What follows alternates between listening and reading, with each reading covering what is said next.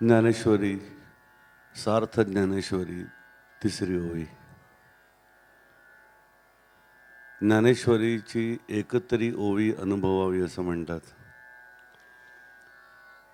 ही एक ओवी वाचली मी स्वतः तेव्हा आनंदाने बेभान झालो. जीवाचे कान करू नये का आज जे काय सांगायचा प्रयत्न करतोय. आजवर आपल्याला सगळ्यांना माहिती आहे, एक सवय लागलेली आहे. देवाला माहीत म्हटलं की आपण आकाशात बघतो. हिंदू असेल तरी, ख्रिश्चन असेल तरी, मुसलमान असेल तरी कधी विचार नाही करत आकाशात आहे काय. म्हणजे एवढे देव सगळे भूमीवरती असताना आमच्या घरात आहेत, हॉलमध्ये लटकत आहेत, देवळांमध्ये ठेवलेले आहेत, तरीही ते सोडून काही झालं की देव म्हटले की आकाशात. देवाला माहिती. जर आपण विमानाचा प्रवास केला असेल आणि जर त्या दृष्टीने आकाशात बघितलं तर धुसर ढग आणि एक निळा रंग दिवसा आणि रात्रीच्या वेळेला काळा कुट्ट काळोख, बाकी काहीच नाही आहे आकाशात. समजा आपल्याकडे खूपच पैसे आहेत आणि आपण अंतराळवीर झालो आणि अंतराळात गेलो तर तिथे गेल्यानंतर भकास होतं, काहीच नाही आहे. आणि ह्या काहीच नाही ही गोष्ट भयावह आहे. Theoretically speaking, akash is nothing but just an empty space.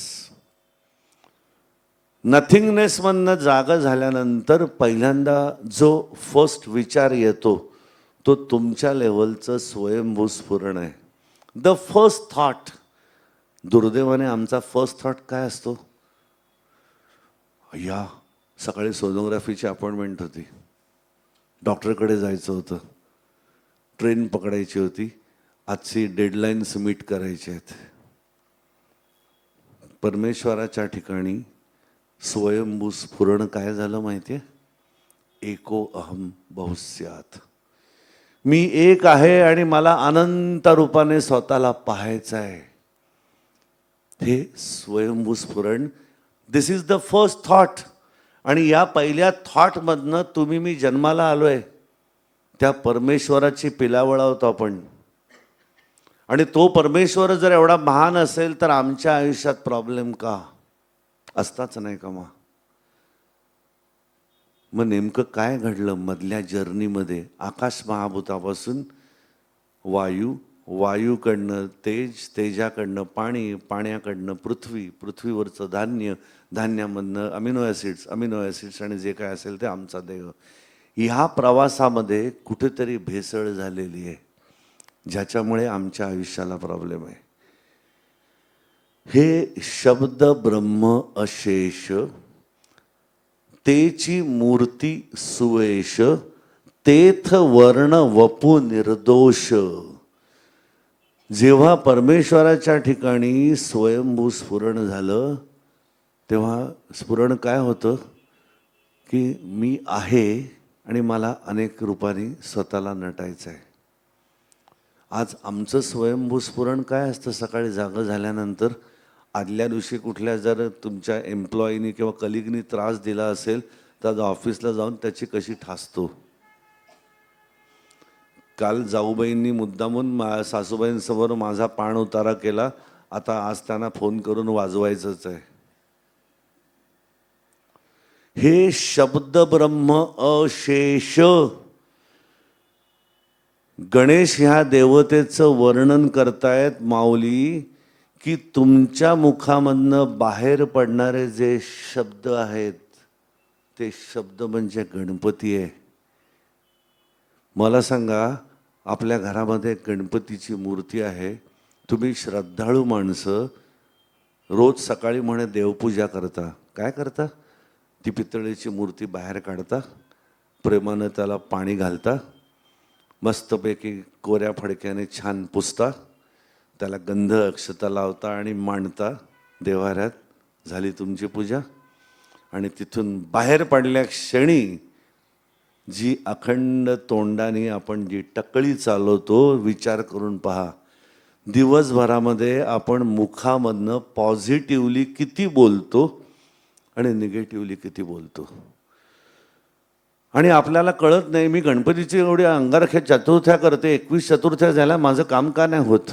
अरे गणपती म्हणजे ती मूर्ती नाहीच आहे. गणपती म्हणजे शब्द ब्रह्म. If you are looking out for a healthy harvest, what do you do normally? You sow the seed which is the purest of the pure form. शुद्ध बीजापोटी फळे रसाळ गोमटी. आमचं बीज आम्ही काय पेरलंय? पहिला विचार.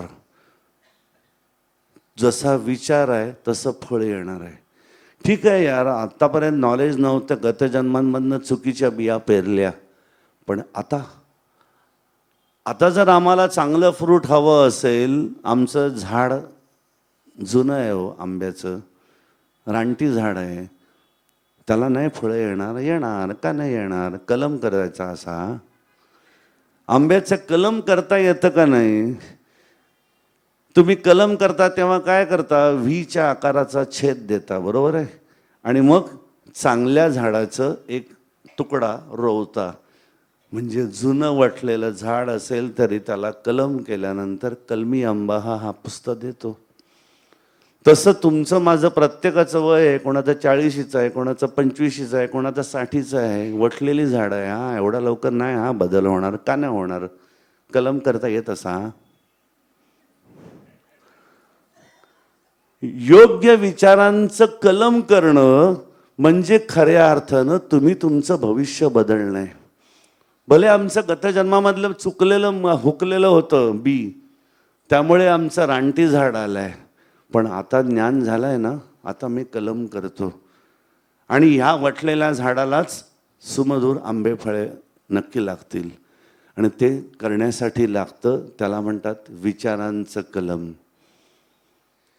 या मुखामधनं बाहेर पडणारा शब्द हा ज्याच्यासाठी बोलला जातोय त्याचं फक्त कल्याणच व्हावं. याच हेतूने फक्त तुमचं तोंड उघडा, स्वतःसाठी आणि जगासाठी. तुमचं आयुष्य बदलून जाईल. तुम्हाला हवा असणारा पैसा अतोनात मिळेल, खात्री ठेवा.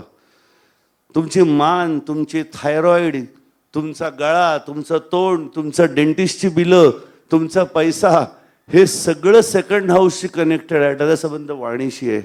So that is in totally in your hands. जर तुम्ही थायरॉइडचं पेशंट आहात, खात्री ठेवा गतजन्मामध्ये वाणीने तुमच्या सुनबाईनं का सासूबाईला कोणाला तरी जाऊबाईनं हे तुडवलेलं आहे मस्त, की आता हायपो किंवा हायपर थायरॉइड झाला आहे किंवा मानेला पट्टा लागला आहे, सर्वायकल स्पॉन्डिलोसिस झाला आहे. If you really want to get over it, देवाने दिलेली वाणी आता तरी चांगल्यासाठी वापरा. दरवेळेला मनामध्ये कोणाचाही समोरचा कसाही वाईट वागलेला असू दे आपल्या दृष्टीने सुद्धा, पण मी त्याच्यासाठी कल्याण व्हावं एवढीच इच्छा करतो देवा. त्याचं माझं नाही पटलं म्हणून तो माझ्याशी नीट वागला नसेल, पण म्हणून देवा त्याला शिक्षा कर हे असतं खाणेरडं नाही बोलणार. देव त्याला नाही, पहिली शिक्षा मला करतो. कारण every action has equal and opposite reaction. हा फिजिक्सचा लॉ आहे. त्यामुळे वाणीचा वापर ह्या पद्धतीने तुम्ही विचारा. वाणी म्हणजे पुन्हा सांगतो मी, मोठ्याने बोलले नाही, मनातल्या मनात. नाही तर SMS हे नवीन झाले, 5वी वाणी झाले SMS ही. पूर्वी 4 वाणी होत्या फक्त. कुठल्याही वाणीनी फक्त मी जर शुद्ध स्वतःविषयी जगाविषयी बोलत असेल तर माझं पत्रिकेतलं सेकंड हाऊस, पर्यायानं 6th house and 10th house, that's your office, की जिथं तुम्ही नोटा छापण्यासाठी जाताय. आज नोकरी मिळत नाही आहे, मनासारखी नोकरी मिळत नाही, मनासारखी ट्रान्सफर मिळत नाही आहे. का घडत आहे? कारण 10व्या घराचा बॅकअप 6व्या घराकडे, आणि 6व्या घराचा बॅकअप तुमच्या वाणीत आहे. तुम्ही वाणीने चुकीचं बोलला असाल, तुम्हाला फटके मिळणार आहेत. 6व्या घरात, नाही तर 10व्या घरात, नाही तर डेंटिस्टकडे जाऊन आ करून बसायचं. आई गो झालं का? नाही, आजचं झालं, अजून 2 दिवस आहे, आरसी करायचं आहे. म्हणजे वेदना पण सहन करायच्या, पैसा पण द्यायचा आणि आयुष्यभर व्हिजिट करत राहायच्या. हे आपण सगळेजण करतोय, कारण आम्हाला माहिती नव्हतं, पण आता कळलंय ना. Better late than never. आता मला कळल्यानंतर माझ्या वाणीने नाही रे बाबा चुकीचं कोणाविषयी बोलणार ना, विचार करणार. तो कसा का असे ना, त्याचं कल्याण कर देवा. हे माझ्या स्वार्थासाठी मी बोलणार आहे. Because the first beneficiary will be me and me only. त्याचं काय होतं मला माहीत नाही, माझं नक्की कल्याण होणार आहे. त्यामुळे अर्थ त्रिकोण शुद्ध होणार आहे. धर्म, अर्थानंतर काम, 3, 7, 11. मला सांगा, योग्य विचारांमधनं निर्माण होणारी कर्म योग्यच होणार आहेत ना? असं होईल का? तुझं कल्याण हो असं वाटतंय, पण मी तुला हाताने 2 मस्त मुस्काडीत देणार आहे, असं नाही शक्य आहे. हो, नाटकामध्ये सुद्धा जर तुम्ही सत्पुरुषाचं काम करायला लागलात तर वारंवार तो रोल केल्यानंतर त्या माणसामध्ये बदल झाला. तुकाराम महाराजांची कॅरेक्टरचं काम करणारा जो कलाकार होता तो प्रत्यक्षात तसा असेल असं नाही, पण त्या रोलमध्ये तो एवढा शिरला की नंतर तो तसाच उरलेलं आयुष्य जीवन जगला. त्यामुळे तुम्ही मिमिक्री कोणाची करताय, काय भावनेतून करताय, that also makes a difference. त्यामुळे माझ्या मनामध्ये जर शुद्ध विचार असेल तर शुद्ध बीजापोटी फळे रसाळ गोमटी, पण मधले कर्म आहे. त्यामुळे शुद्ध विचारांमधनं माझी कर्म ही पण शुद्ध होणार आहेत आणि त्यामुळे 3, 7, 11 आहे आपोआप शुद्ध होणार आहे. पुनरपि जननम पुनरपि मरणम का घडतंय? विचार चुकले, कर्म चुकली, फळ चुकीचं मिळालं. दुरुस्ती केली, विचार बदलले, कर्म बदलली, फळ बदललं. आणि पुढच्या जन्मात नाही, याची देही याची डोळा, याच जन्मामध्ये तुम्हाला तुमचं फळ बदलायचा अधिकार परमेश्वरानं दिलेला आहे. आणि ते सांगण्यासाठीच, म्हणजे कर्मयोग सांगण्यासाठी अख्खे 18 अध्याय भगवान श्रीकृष्णाने खर्ची घातले. 8व्या अध्यायामध्ये शब्द ब्रह्म म्हणजे परमब्रह्म म्हणजे शब्द ही जी व्याख्या श्रीकृष्णाने 8व्या अध्यायात केली ती माऊली 3ऱ्या ओवीत करते आहे. सरळ सरळ रोखठोक सांगते, हे शब्द ब्रह्म अशेष तेची मूर्ती सुवेश, तेथ वर्ण वपू विषय निर्दोष मिरवत असे. हे नॉलेज मिळवून आजपासून आपण सगळेजण दिमाखानं मिरवत हिंडूया.